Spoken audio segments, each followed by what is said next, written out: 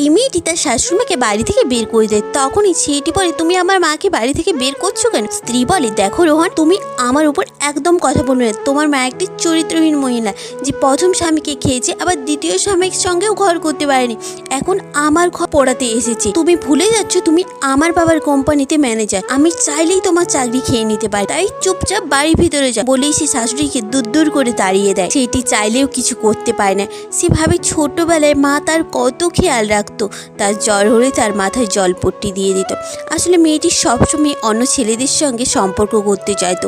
তখনই শাশুড়ি মা জানতে পেরে তাকে আটকায়। মেয়েটি রেগে তাকে বলে, তোমাকে আমি দেখে নেব। এরপর থেকে মেয়েটির রেগে সবসময় তার শাশুড়ি মাকে তার জুতো পরানোর থেকে সব কিছু করাতো।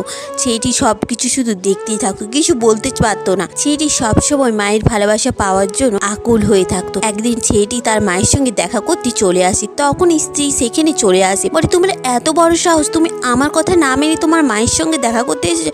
তখনই ছেলেটি বলে, দেখো, তুমি আমাকে ভালোবেসে বিয়ে করছো, আমি তোমাকে প্রপোজ করিনি, তুমি আমাকে ভালোবেসেছিলে। আর তোমার বাবা আমাকে ইউজ করে এত বড় কোম্পানি দাঁড় করিয়েছে, আমি চাইলেই তোমাকে ছেড়ে দিতে পারি। তখনই মায়ের শরীর খুব খারাপ হয়ে যায়। মা সেখানেই মারা যায় ছেলের করে। এমন ভাবেই কত মেয়ে তার শাশুড়ির নামে ছেলের কান ভারী করে তার মায়ের সঙ্গে সম্পর্ক খারাপ করে। আপনারা কি বলবেন সেসব মেয়েদের? কমেন্ট করে জানাবেন কিন্তু।